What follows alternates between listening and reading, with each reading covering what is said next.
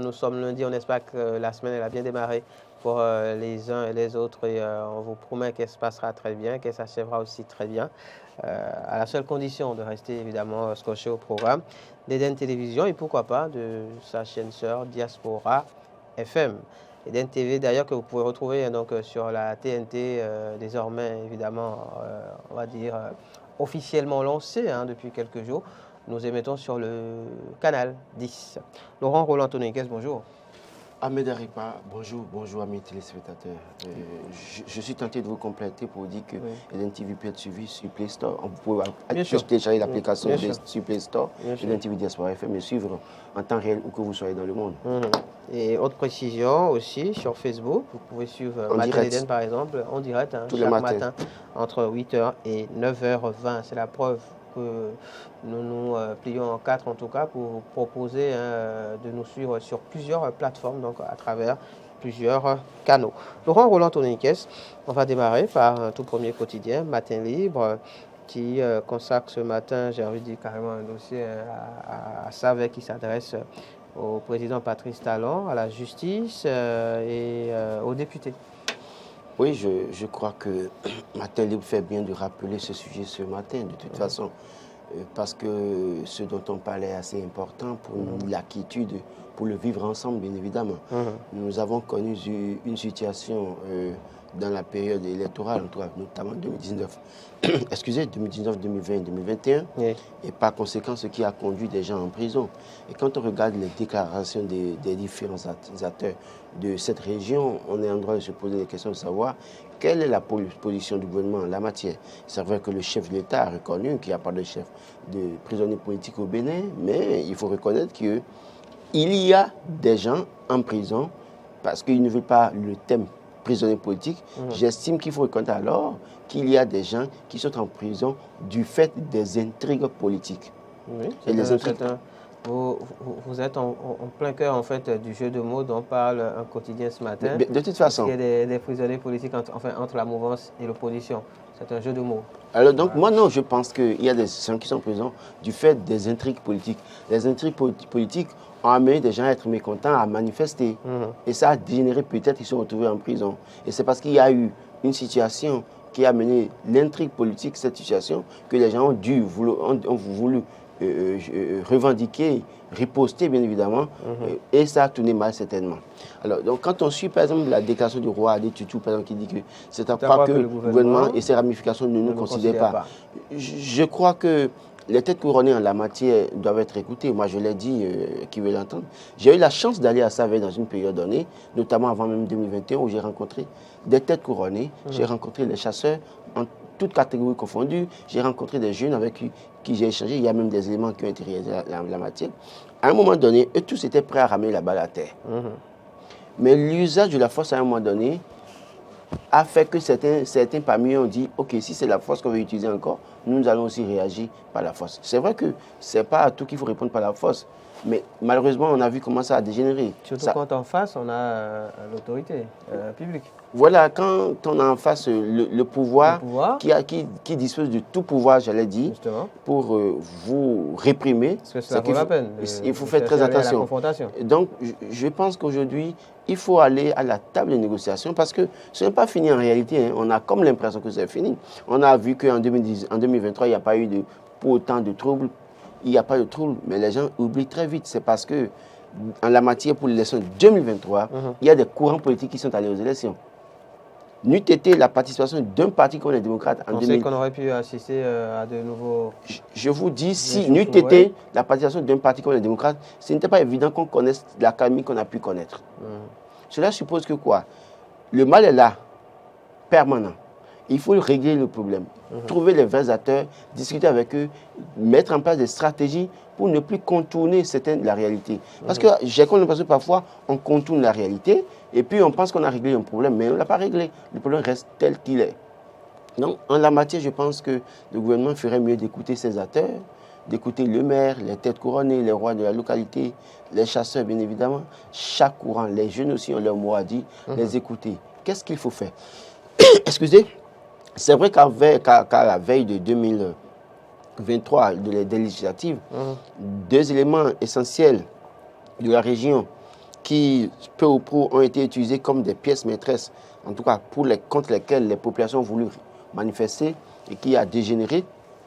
Je vais parler bien évidemment de l'honorable, désormais ambassadeur Okunlola, et bien évidemment, honorable et désormais ambassadeur Bagoudou. Okay. Les deux côtés, vous allez voir du côté de Tchaourou, les gens ne voulaient plus le sentir comme quoi, le traitant de trahison, parce que très proche, d'ailleurs même de la famille de Boni Yayi, bien évidemment. Et de l'autre côté, Okunlola, qui a aussi, qu'on a pu voir émerger au cours du mandat de Boni Yayi, qui est accusé aussi à tort ou à raison de trahison, bien évidemment. Et ces deux acteurs, les deux présences créaient des problèmes dans la localité. Le chef d'État a eu l'ingénieuse idée de les sortir du jeu et de les envoyer très loin. Ça a calmé un peu la tension. Mais ce n'est pas parce qu'on a envoyé ces gens sorti ces gens du jeu qu'il faut penser que tout est réglé. Je crois que s'il y a des gens qui sont en prison depuis 2019, qui ne sont pas condamnés, il va falloir procéder à leur condamnation. En tout cas, que le procès ait lieu. S'il faut les condamner, qu'on les condamne. Et qu'on s'agisse de 2 ans, 3 ans qu'ils doivent faire. Et s'ils ont déjà fait 2 ans, 3 ans ou 4 ans, qu'on essaie de les sortir de prison, bien évidemment. Ça va contribuer à l'union des fusils. Ça va contribuer à la calmie dans la région. Parce que même s'ils sont en prison, on pense qu'ils sont affaiblis. Ils ont des parents. Et les parents sont peut-être tout le temps révoltés, mais attendent le meilleur moment peut-être pour encore poser des actes. Je crois que c'est le plus important. C'est vrai qu'on ne va pas encourager, je vais continuer à dire aux chasseurs, ce n'est pas le bruit qui règle le problème. Il vaut mieux, en tout cas je le dis en toute sincérité, si vous êtes contre un système, organisez-vous pour aller combattre le système dans les zones. On me dira qu'il y a des situations de fraude, de mascarade pour autant, mais tant que les Béninois sortiront majoritairement pour aller voter, la fraude ne sera pas possible. Mais si les cas sont serrés, la fraude sera toujours possible. J'en ai fini. Info Matin à présent, Laurent Roland Tonéikes, pour parler du débat politique au Bénin. Le quotidien titre ce matin, prisonnier politique, un jeu de mots, j'en parlais d'ailleurs tout à l'heure, entre opposants et mouvanciers. Oui, les mouvanciers vous diront qu'il n'y a pas de prisonniers politiques. Oui. Les opposants vous diront qu'il y a des prisonniers politiques. Tout dépend de ce que chacun entend par prisonnier politique. Moi, je vous dirais que les gens sont en prison du fait des intrigues politiques. Oui. Ça, c'est mon avis. Est-ce suffisant pour dire que l'on a des prisonniers politiques? Non, écoutez, moi, je dis, les gens sont... Le terme prisonnier politique renferme une sémantique tout à fait claire. Voilà. Moi, je dis, ils sont en prison du fait des intrigues politiques. Maintenant, chacun peut les traiter comme il veut. Les gens peuvent dire que c'est des prisonniers politiques, d'autres peuvent dire que ce n'est pas des prisonniers politiques, que c'est des gens qui ont posé des actes contre la loi. Répréhensibles, justement, donc qui ont été jugés. Moi, je pense qu'il faut arrêter le jeu de mots. Même si c'est des gens qui sont allés en prison pour des actes condamnables, notamment politiquement parlant, je crois que le chef d'État dispose de plusieurs leviers mettant aujourd'hui pour permettre à ce que nous puissions ramener la balle à terre. Nous avons parlé ici d'amnistie, nous avons parlé de grâce présidentielle.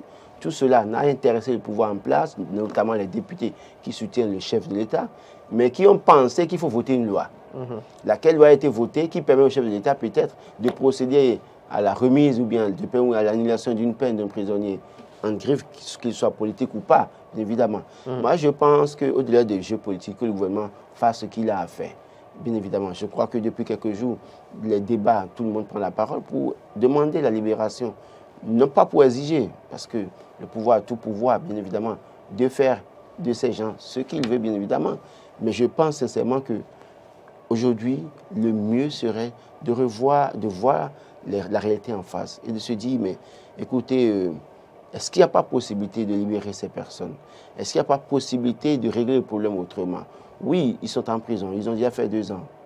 Il y en a qui ont fait déjà 4 ans. Je ne parle pas de Rekia de Joël Ivor, mais je parle d'autres personnes qui étaient en prison avant ces personnes-là, qui ont déjà fait 4 ans en prison. Alors, de regarder un peu, voir qu'est-ce qu'il faut faire. Qu'est-ce que nous mettons en place comme dispositif parfois quand nous condamnons les gens, les envoyer en prison? Regardez tous les jeunes là qui étaient emprisonnés dans le cadre des violences de 2019, bien évidemment, qu'on a jetés en prison depuis, qu'on a peut-être oublié. N'oubliez pas qu'en prison, ils reçoivent parfois cette doute formation. Et il y a la colère qui est toujours là, latente, et qui peut revenir à tout moment. Trouvons le mécanisme de ramener la balle à terre. S'il faut pardonner, de pardonner. Parce que, moi je ne le dirai jamais assez, ils ne seront jamais d'accord avec moi. Des gens ont été pardonnés par le passé.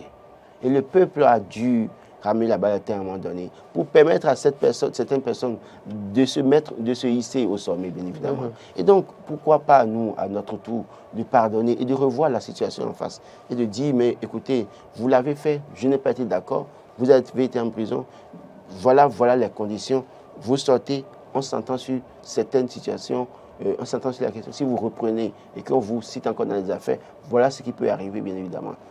Je crois que c'est le plus important pour le vivre ensemble. D'accord. En tout cas, prisonnier politique ou pas, les démocrates exigent la libération immédiate de Réki Amadougou après 2 ans de détention, puisqu'on en est à célébrer justement le 2e anniversaire de sa détention. Un malheureux anniversaire qui est célébré, bien évidemment, parce que quelqu'un qui est en prison, moi, comme je le dis, j'ai côtoyé des gens, en tout cas, j'ai assisté des gens qui étaient en prison, je sais ce que c'est que la prison. Vous pouvez avoir toute la fortune, tout le bonheur possible en prison, mais ce n'est pas la joie. Parce que vous ne pouvez pas vous faire plaisir, sortir. Vous avez envie d'aller boire avec des amis. Ce n'est pas possible. Vous avez envie d'aller papoter avec des amis, discuter avec qui vous voulez. Vous avez envie de prendre le taxi pour quitter à Boncavi, aller sur le parc, en tout cas au rond-point, d'aller prendre de l'escargot avec Kakassa et une petite bière ou rentrer chez vous. Faire une petite marche et aller par exemple sur la place de l'Amazon. Sur la place de l'Amazon, vous en avez tellement envie, mais vous ne pouvez pas. Et pourtant, même si vous êtes heureux, vous avez tout. On vous donne tout, hein, vous avez l'argent, on vous envoie, vos parents vous mettent bon, vous avez de la nourriture à volonté, vous vous faites plaisir, bien évidemment, au-delà de ce que vous n'êtes pas, vous êtes en détention. Mais ce n'est pas la joie. Ce n'est pas la joie parce que ça fait mal en réalité. Quand on se retrouve privé de sa liberté, puisque privé de sa liberté. J'ai vu des gens qui avaient tout, bien évidemment, dans ce pays, mais qui parfois en arrivaient à baisser la tête et à pleurer seuls. Et qui disaient, mais écoutez, c'est pas facile, j'ai tout, mais ce n'est pas encore ça. J'ai besoin de ma liberté. Et malheureusement, ces personnes se retrouvent en détention depuis. On me dira qu'ils ont posé des actes contre la loi, je le disais à l'instant. Ils sont condamnés, ils doivent purger leur peine. Mais je veux bien croire que le gouvernement ne fera pas quelque chose pour eux d'ici là. Vous voulez croire plutôt que le gouvernement fera quelque chose pour eux d'ici là? C'est une manière de parler. Laurent Roland-Tonenkès, en parlant du gouvernement... Je veux bien croire que le gouvernement ne fera pas quelque chose pour eux. En parlant du gouvernement, intéressons-nous à son chef, le chef de l'État, Patrice Athanase Guillaume Talon, qui s'est prononcé en fait sur l'actualité africaine, sur une chaîne internationale hier, LCI. L'événement précis, on parle, entretien du chef de l'État sur LCI France. Talon se prononce sur l'actualité africaine, Wagner, guerre en Ukraine, de Macron, etc. Que dire de cette intervention du chef de l'État qui estime par exemple, alors je prends une question simple, sur la question de l'invasion russe en Ukraine, le chef de l'État estime que oui, l'usage de la force n'est pas à encourager. Malheureusement, je n'ai pas suivi l'entretien parce que je n'ai pas LCI chez moi. D'accord. Donc, je suis au regret de le dire. Et sur la question, je suis formellement choqué de savoir que c'est sur la chaîne LCI que le chef de l'État s'est prononcé. Alors qu'il y a quelques jours, on faisait la promotion de la TNT ici pour que toutes les télévisions vidéo soient suivies. Donc, moi, je n'ai pas LCI chez moi. J'ai un décodeur Strong et qui ne me permet pas d'avoir... Qui n'a pas cette chaîne. Qui n'a pas cette chaîne. D'accord. Et je ne veux pas payer pour cette chaîne et sur cette chaîne. Malheureusement, je n'ai pas suivi, donc je me fais le devoir et j'assume de ne pas répondre, de ne pas me prononcer sur cet entretien du chef de l'État. Oui, mais il faut préciser qu'ici, le chef de l'État s'est prononcé sur l'actualité africaine, pas sur l'actualité béninoise. Écoutez, bon, la chaîne nationale du Bénin, permettez-moi de finir. Le polémiste Laurent Roland-Tonenkès, attendez, laissez-moi finir. Aura joué son rôle jusqu'à la fin. La chaîne nationale du Bénin est suivie partout dans le monde. Bien sûr. D'accord. Et je suis sûr que si le chef d'État... Attendez. Si le chef d'État... De toute façon, si le chef d'État... C'est un choix de positionnement, c'est un choix de communication aussi, Laurent Roland-Tonenkès. Et vous devrez le comprendre. C'est de bonne guerre. Et vous devriez le comprendre. Bon, comme je n'ai pas suivi, je ne veux pas me prononcer là-dessus. Bien sûr, on va passer à un autre fait d'actualité. La presse en parle également abondamment ce matin. La presse va relayer. Je parle déjà de notre fait d'actualité. Voilà, je suis passé à autre chose déjà. D'accord. La presse en parle également abondamment ce matin. Reconversion forcée pour les cybercriminels, mais pas que. Il semblerait qu'il y a d'autres catégories, on va dire, socio-professionnelles de la nation qui soient concernés par cette lutte contre la cybercriminalité, Laurent Roland-Tonekes? D'abord, première chose, je suis d'accord avec le titre de Dynamisme Info ce matin. Il faut une reconversion des acteurs, des cybercriminels. Et là, c'est une reconversion forcée. Oui, si vous êtes dedans et que vous êtes cybercriminel, que jusque-là, nous n'a pas encore arrêté. Surtout que le gouvernement estime, au travers de la voix de son porte-parole, que c'est une lutte qui sera désormais permanente. C'est une pression qui va être maintenue. Si vous avez déjà fait, entre griffes, la cybercriminalité, vous êtes cybercriminel depuis un moment et que vous avez un peu d'économie, il vaut mieux vous reconvertir, aller acheter une terre peut-être à Djidja, faire de l'élevage pour nous permettre d'avoir des œufs, en tout cas pour contribuer à l'autosuffisance alimentaire, plutôt que d'être en prison. Parce qu'avec le système, en tout cas la criette, c'est au moins 5 ans. Ça, c'est connu. Donc si vous vous hasardez à vous retrouver là-bas enfant de pauvre, il vaut mieux pour vous reconvertir le plus tôt possible et très vite. Alors quand on finit de dire ça, et je l'ai dit la semaine dernière, je crois que Émergence, il faut faire bien de reprendre cette partie pour dire... Tous les rounons de quartier, de vent, qu'on a à Cotonou là, qu'on a dans des rues, dans les villages là, des rounons autoproclamés, je ne sais quoi, et même des rounons même confirmés qui sont complices de cette mauvaise pratique, on doit les traquer juste dans leur dernier retranchement. Si on arrête un cybercriminel, amenez-le à confesser, à dire ce rounon là qui est son pouvoir spirituel. Quand il va finir de le dire là, si vous donnez 5 ans au cybercriminel, vous donnez encore 5 ans au rounon aussi. Parce que malheureusement, la chose prend de l'ampleur. N'importe qui se lève, à 25 ans, 28 ans, devient rounon. Et vous le voyez avec foulard blanc sur la tête ou chapeau blanc sur la tête. Il est féticheur. J'en connais un qui est dans un quartier où j'avais vécu, à Saint-Louis. Mais non loin de la maison d'un cadre que je ne vais pas nommer, d'une ancienne autorité ici. Vous vous doutez bien qu'il vous suit peut-être en ce moment. Mais, oui, mais il a des amis qui peuvent être en train de me suivre. On se connaît très bien. Mais écoutez, le gars... Vous assumez vos propos. Moi, je n'ai pas peur de lui quand même. C'est un rounon. Mais on s'en fout. Ah d'accord. Non, vous vous en foutez. Mais moi, je m'en fous. Quel rounon? Pour qui? Il a été formé où et quand? Mais je crois le jeune qui trimballe dans le quartier, quelques jours après, va trouver une hâte qui met devant l'entrée d'une maison délabrée et se fait une cabane là. Et les jeunes filles viennent là pour faire consultation. Les jeunes garçons viennent là avec les motos qu'on leur connaît, la garée là. Il est devenu le père spirituel. C'est pas possible. Il faut penser qu'ils ont des résultats, autrement... Mais justement, c'est pourquoi il faut décourager ces jeunes aussi qui sont devenus rounons là.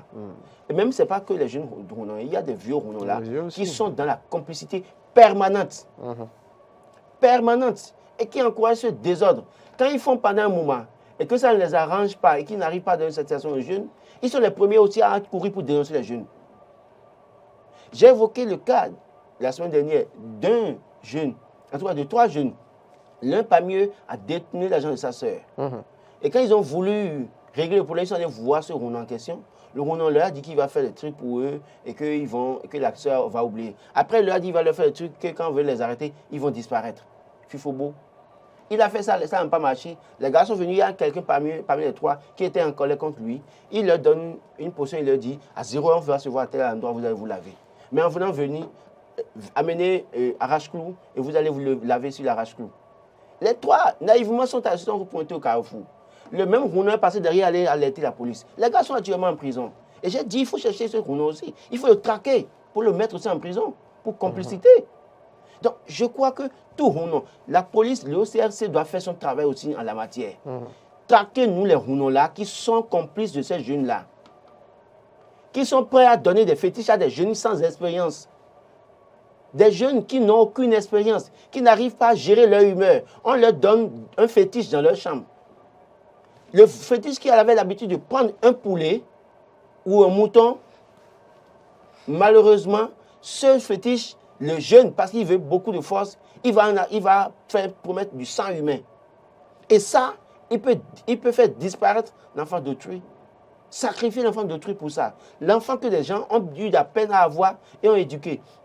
J'ai vu une photo circuler hier, une jeune fille qui a disparu, qui est partie de la maison depuis le 23 ou 23 février, depuis le mois de février, qu'on n'a plus pas retrouvé depuis des jours. Et j'ai dit, ma prière, c'est qu'elle soit retrouvée, qu'elle ne soit pas la proie de ces insolents qui pullulent un peu dans nos localités. Et ce n'est pas... Parce qu'aujourd'hui, on a comme l'impression que c'est les jeunes gaïman. Si le jeune fait gaï et qu'il n'a pas de pouvoir, il ne peut pas évoluer à un moment donné. Parce que ceux qui sont les blancs, aussi bien ceux qui sont anaqués, ont aussi compris maintenant le jeu et font déjà des choses aussi pour attaquer ceux qui les anaquent. Donc, les jeunes aussi cherchent protection. Qui sont ceux qui leur donnent la protection? Qui sont ces mamans-là? Parce qu'il y en a aussi, hein, ces mamans-là qui sont prêtes à passer de féticheur en féticheur pour la protection de leurs enfants cybercriminels. Ces papas-là qui sont à la recherche de rouneaux, de féticheurs pour la protection de leurs enfants cybercriminels. Il faut traquer toutes ces personnes-là. Je crois que c'est à ce moment qu'on va assainir le milieu. Parce que si on arrête seulement les jeunes qui s'adonnent à la pratique et on pense qu'on règle le problème, ce n'est pas fini. Les rouneaux-là, quand ils vont perdre des clients qui sont ces jeunes cybercriminels, je parie qu'ils vont trouver d'autres stratégies pour baratiner d'autres personnes qui vont tomber dans les mêmes pièges. On va rester à la une du quotidien Dynamisme Info, Laurent Roland Toniniquès, pour aborder un autre titre, 3e mandat pour Talon, ventilé dans l'opinion. L'homme de principe au pouvoir ne cédera pas au chantage d'Ignard, selon Parfait Boko et les siens. Oui, 3e mandat. Est-ce que vous avez écho de ce genre de propos ou de vœux? Ce qui est sûr en réalité quand on suit, quand on vient analyser la pensée du chef de l'État adoptée hier sur la chaîne que vous avez citée, la chaîne internationale, même s'il n'est pas suivi. Vous avez finalement suivi alors? Je n'ai pas voulu me prononcer sur les contenus parce que pour moi, je ne suis pas un relais. Je ne vais pas être un relais. Je préfère que le chef de l'État vienne parler avec des journalistes locaux, des animateurs compétents, pétris de talent, qui peuvent lui poser des questions que les chaînes étrangères seront obligées de relayer. Monsieur, on a compris votre position sur le sujet. Donc par rapport à Patrice Talon nous a dit, et d'ailleurs même au cours d'une rencontre avec les jeunes au palais du Congrès, les jeunes de la CEDEAO a dit clairement qu'il est à son second. D'accord? Et quand on dit second, c'est que c'est le dernier. C'est le dernier, il n'y a pas le 3e. C'est quand on dit 2e qu'il y a 3e. Donc sur la question, je vais continuer à croire. Moi qui fais foi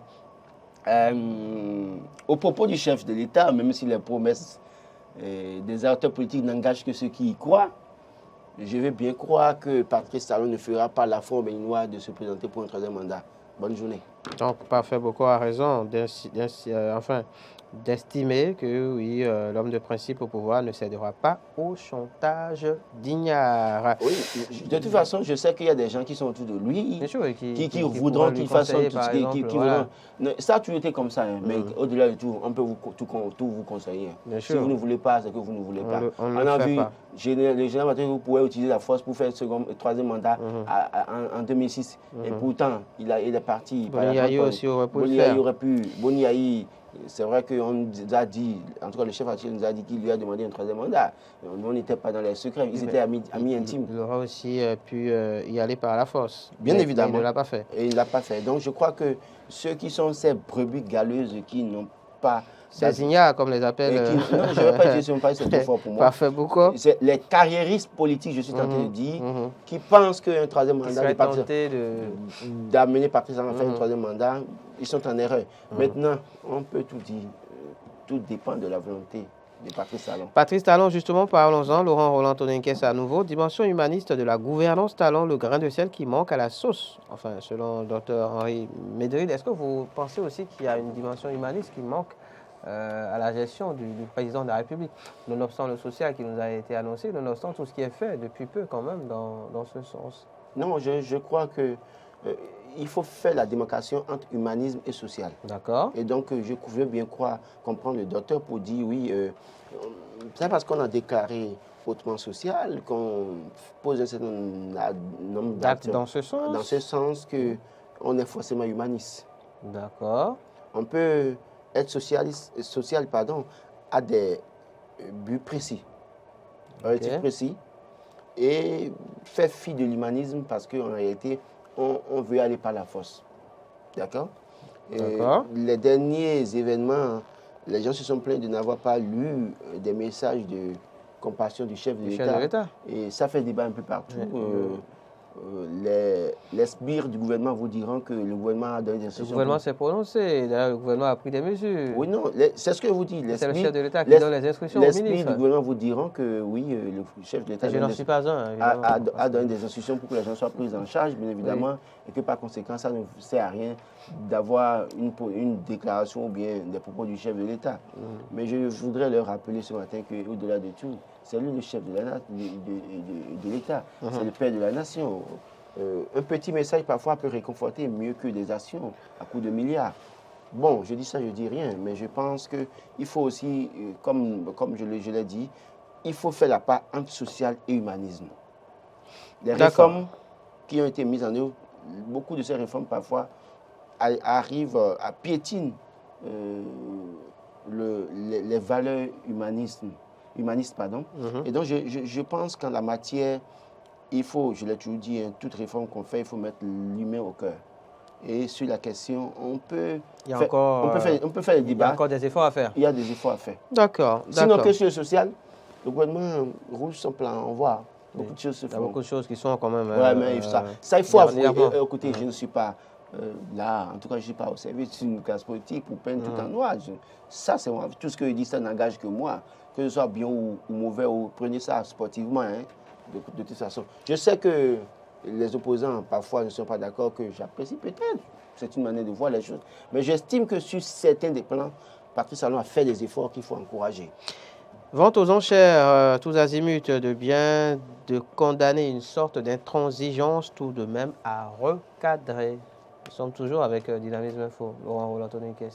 Oui, vente aux enchères, le gouvernement, c'est tellement... J'ai dit, hein, moi, je crois que je vais me prononcer sur cette actualité en une seule phrase. Hein. Si vendre ces biens peuvent aider à régler les problèmes de tous les Béninois, allons, à nous aller. Bonne journée. À demi-mot, on vous aura compris. On va finir. Voilà. On va finir maintenant par ce titre, renforcement de l'axe Bénin-Nigeria. Boni Yayi, la clé. Exclamation. Une question qu'on se pose. Hein. Oui. Boni Yayi, est-ce que Boni Yayi est la clé? On a vu le chef de l'État féliciter donc, son homologue, son désormais homologue nigérien, Bola Tinubu, pour son élection à la tête du pays, hein, à la tête du Nigeria, estimant évidemment ou espérant que son avènement au pouvoir donc, puisse... Donc, quand vous suivez un peu comment est-ce que les choses se sont déroulées avec les prises de position de l'ancien président du Nigeria, Olusegun Obasanjo, vous comprenez qu'il n'est pas certainement du côté de Bola Tinubu et de Buhari, bien évidemment. Et sachant que entre Boni Yayi et Obasanjo, c'est l'amitié, donc dans une certaine mesure, est-ce que Boni Yayi pourrait être la clé entre les relations entre le Bénin et le Nigeria? Je me pose des questions. Parce que ça va être... C'est vrai que lui, il est médiateur, hein, il a joué son rôle de médiateur, il a suivi les élections, il est rentré chez lui après tout. Je pense qu'au-delà de tout, il faut que le chef d'État, et le chef de l'État béninois a bien fait de vite féliciter Bola Tinubu, parce que les incidents malheureux qu'on a pu connaître avec Buhari, avec les fermetures de frontières dans une certaine mesure, il ne faut plus assister à cette situation. Maintenant, Boni Yayi peut-il apporter quelque chose en la matière, en consolidant les relations entre les deux pays? S'il le peut, je crois que, patriote que je le connais, de toute façon, en tout cas c'est moi, je crois que certainement il peut faire quelque chose. S'il peut faire quelque chose, il le fera. Il n'hésitera pas à le faire. Maintenant, ça dépend aussi de la manière dont il est traité. C'est-à-dire? Attention, si la personne peut avoir une clé qui peut vous aider, mais que vous le maltraitez, vous pensez qu'il va vous donner... Moi, à sa place, si j'ai la clé pour quelque chose que vous me maltraitez, donc vous pensez qu'il va vous offrir la chose facilement, alors que je maltraite, c'est fou. Nonobstant son patriotisme. Mais à un moment donné, le patriotisme, on met une limite au patriotisme d'abord.